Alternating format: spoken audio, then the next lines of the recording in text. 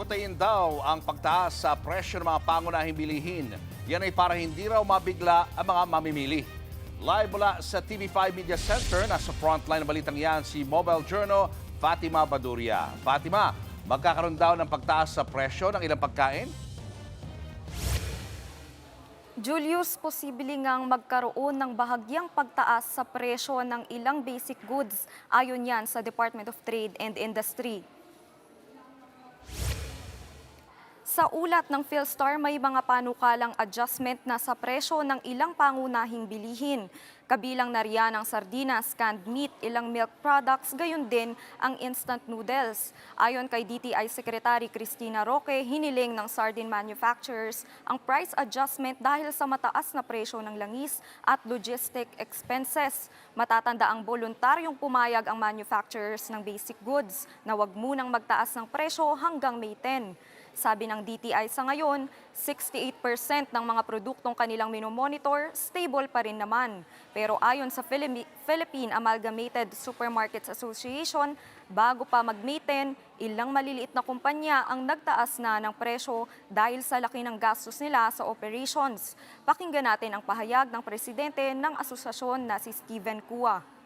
The smaller companies, yung iba, nagtaas na kasi there's no way they can maintain, no, cover their costs, no, because of pagtaas ng laki ng taas ng cost of operations, no, hindi lang gasolina, importation of raw materials and all other, transportation, logistics, masyadong malaking tinaas for them to be able to cover costs without increasing prices.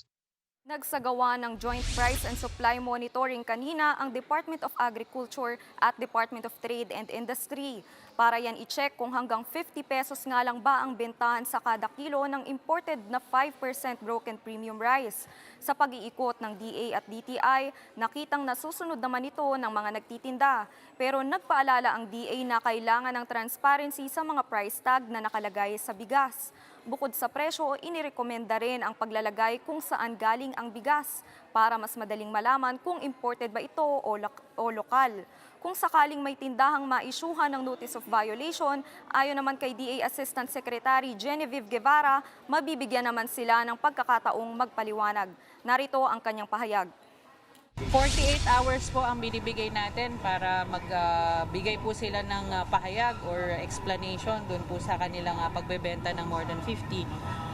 Pwede po nilang pagbulaanan o pwede rin naman po nilang explain bakit ganun yung nangyari.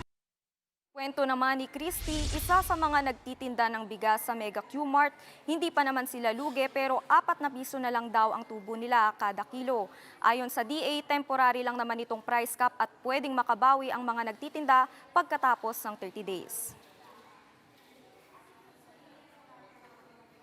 Julius, pangatlong joint price monitoring na ito ng DA at DTI dahil nga pinapaigting nila yung pag-implement ng price cap sa bigas. So far, wala pa namang nai-issuehan ng notice of violation pero tuloy-tuloy daw yung pagbabantay nila sa mga presyo. Julius.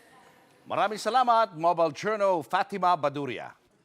Mga kapatid, Julius Babaw po. Para sa komprehensibo at makabuluhang balitaan at talakayan, mag-follow at mag-subscribe na sa social media pages ng News 5.